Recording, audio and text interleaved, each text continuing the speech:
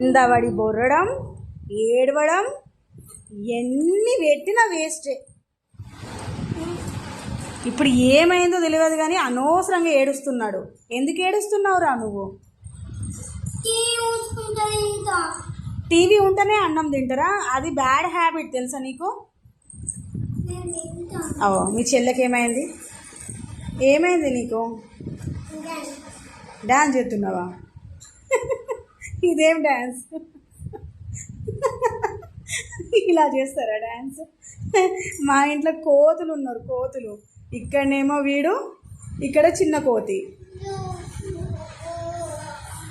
ఇది ఫ్రెండ్స్ మా ఇంట్లో ఎప్పటికీ ఎంత బయటికి వెళ్ళేటప్పుడు ఏడుపు ముఖమే, ఇంటికి వచ్చేటప్పుడు ఏడుపు ముఖమే. వీడే ఎన్ని కొనిచ్చినా తృప్తి లేదు ఇంటికి, అయినా సరిపోదు. రోజుకు ఒక ఐటమ్ అడుగుతాడు.